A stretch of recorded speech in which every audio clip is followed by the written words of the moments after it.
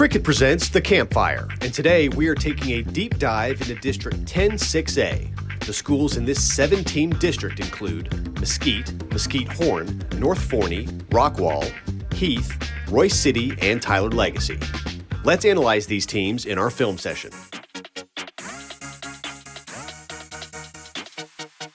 Rockwall has been the cream of the crop in 10-6A for a few years, and they are coming off a 6-0 district season. Trey Brooks' Yellow Jackets are a bit younger this year, but still are the favorite for the crown again. One of the questions for 2023 is who will win the quarterback position. Mason Marshall got starting experience last year, but junior Landon Locke will certainly compete for that starting job as well.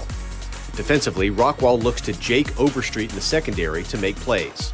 Heath will look to bounce back from a 3-3 district slate behind familiar face Rodney Webb as their new head coach. The Hawks will have Caleb Hoover behind center and running back Malachi Tuzno. Both should flourish in Webb's offensive style. The talk of 10-6A last year was the Horn Jaguars. Courtney Allen's Jags finished second last season in Allen's first go-round as Horn's head man. They returned 13 starters, including tailback Titus Muse. Allen is building something special in Jags land.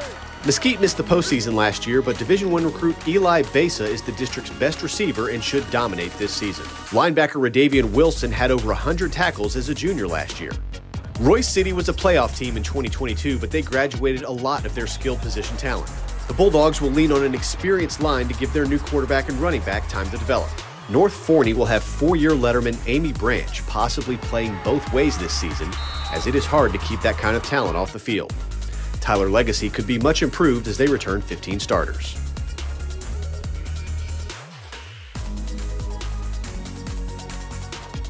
Switch to Cricket and get a free Moto G 5G with your new plan. Smile, you're on Cricket. Players on the Rise is brought to you by Parker University. Do you or your student want a career training the world's best athletes? Check out our bachelor's degree in strength and human performance today. For an even deeper look at 10-6A, here's producer Ward Fasold and insider Matt Diggs with the district breakdown. All right, it is district breakdown time. We got my main man, Matt Diggs, over there. What's up, Diggsy? What's going on?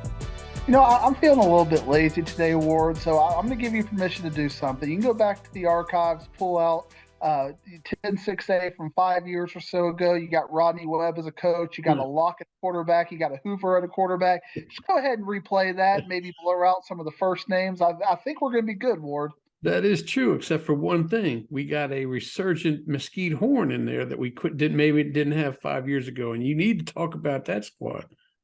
I'm excited about Mesquite Horn. In fact, we'll lead off with them. I don't think they're going to win district, but I'm very excited about this team. I know a lot of people might be muted in their excitement because they lost to Wiley in the first round, but Courtney Allen has got something going on over at Mesquite Horn, and they got a lot of big players coming back who are big contributors last year. I'm excited about not only Mesquite Horn, having a good run in this district and being very competitive, if not being able to compete for one or the two, the district title in this thing, but also a playoff run. Well, with the 7-team district, give me that 1 through 7. Let me know what you know. Well, I know you hate it, Ward, but I'm going to have an East Texas team in there. I've got Rockwall number 1, Rockwall Heath number 2, got those Mesquite Horn at number 3. But that's a sneaky number 3. I think you could easily flip 2 and 3. I just believe more in Rodney Webb than I believe in the talent at Mesquite Horn. That's not to say that they don't have really good talent, but that just shows you because I opened the show with them. I opened the segment with them. I'm just a huge Rodney Webb fan. I think if there's any way, any trick play, any special teams thing that they can do to win that game, they're going to find a way to do it. But it is razor thin between 2 and 3. Number 4, I got Tyler Legacy. 5, Royce City. 6, the Skeeters from Mesquite. And 7, North Forney to round out this district. All righty, we'll see if you come true on those joints. We got our last district coming up, Diggsy. You believe it, Ward? We've been doing this thing for 4 months, and now we're going to talk about 2 state champions in the same district next week. I'm so excited about this. The best district in the state, some say. Some say. We'll find out what you say next week. See you then. We'll post the entire breakdown segment this Wednesday on our social media pages. Now let's take a look at some game changers and our players on the rise presented by Parker University. Heath's Caleb Hoover is arguably the district's best returning quarterback.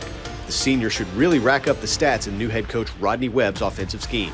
Last year, Hoover threw for over 1,800 yards and 16 touchdowns while running for 300 yards and 3 more scores. The Hawks are hoping to return to the top of the district, and a huge season from Caleb would go a long way.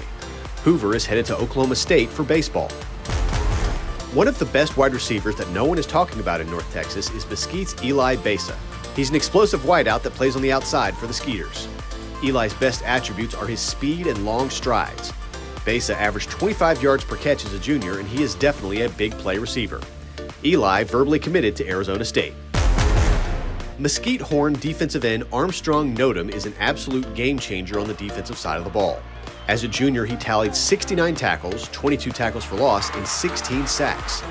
If that's not impressive enough, Nodum also had 2 pick sixes as a D lineman. Armstrong is unblockable without a double team, and he still gets to the ball carrier by any means necessary. Nodum verbally committed to Oklahoma State. Another dominating D lineman in the district is Travis Jackson of Tyler Legacy. The big man fights off blocks off the edge to make plays all over the field. Jackson had 63 tackles and 7.5 sacks as a junior. He also forced a couple of fumbles and had 15 tackles for loss.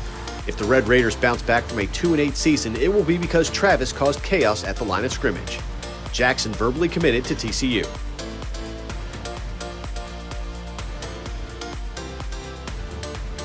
Players on the Rise is brought to you by Parker University. Check out our bachelor's degree in strength and human performance today. Switch to Cricket and get 4 lines for $25 each per month, plus unlimited nationwide 5G. Smile, you're on Cricket. Our Ward Fasold caught up to Mesquite Horn head coach Courtney Allen to talk about his Jags and the rest of 10-6A in our Media Day segment. All right, it's Media Day. We're talking 10-6A and joined by Courtney Allen, head coach over there at Mesquite Horn. And Coach, you had one heck of a first season over there at Horn last year. You know, you pulled them up out of the ashes and got them up to 8-2 and 8-3 after the playoffs. Talk about that first season and how turning that thing around and getting some success there may breed into success for 2023. Well, first of all, man, the kids were resilient. Number one, they welcomed me and my staff in here with open arms.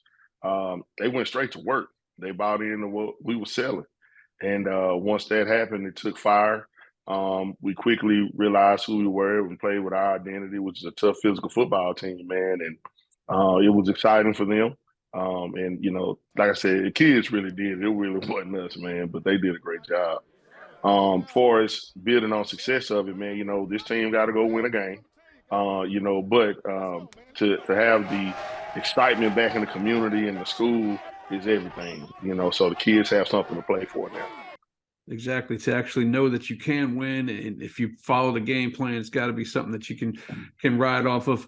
Before we start talking about your team, let's talk a little bit about the district, because we got coaching change in there over there at Heath, bringing back that Rodney Webb, who's familiar with the Rockwall area.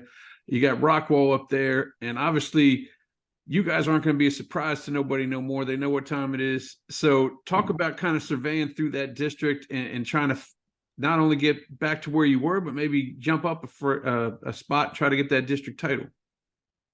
Yeah, I think there's some parity here in this district, man. There's no clear-cut guy right now. You got to go play. You got coaching changes at Heath and at Tyler Legacy. With Coach Trehan going down there, who's a good coach as well. Roy City came in last year, made some noise.